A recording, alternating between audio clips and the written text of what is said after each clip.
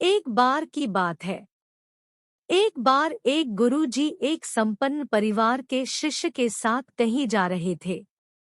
उस शिष्य को कुछ मजाक सूझी क्योंकि उसको रास्ते में किसी गरीब मजदूर के जूते दिखाई दिए। उसने गुरुजी से कहा, गुरुजी, अगर हम इन जूतों को कहीं छुपा दे तो बहुत मजा आएगा। देखते हैं कि मजदूर पर इसका क्या असर पड़ता है। अब उसको तो मजाक सूझ रहा था, लेकिन गुरुजी ने कहा कि नहीं, गरीब इंसान के साथ भावनाओं से मजाक करना ठीक नहीं है। गुरुजी ने कहा, क्यों ना हम इन जूतों में कुछ पैसे डाल दे और देखते हैं इसका इस गरीब मजदूर पर क्या प्रभाव पड़ता है। और शिष्य ने ऐसा ही किया। जैसे ही मजदूर अपना काम करके लौटा और उसने एक पाव अपने जूते में डाला तो उसको कुछ कठोर सा महसूस हुआ।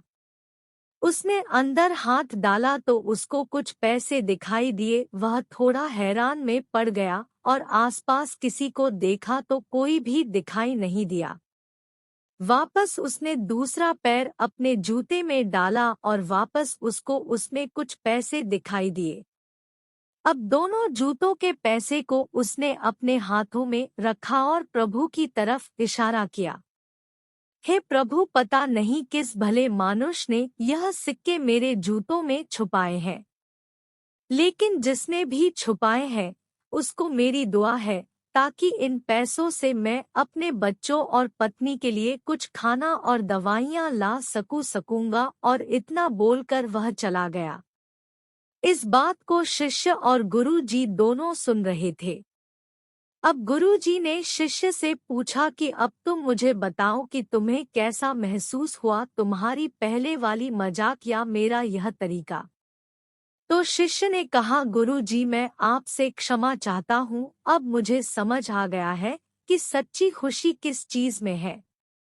जब हम किसी की मजाक उड़ाते हैं तो हमें कुछ पल का आनंद मिलता है, लेकिन इससे हमें बद्दुआ मिलती है।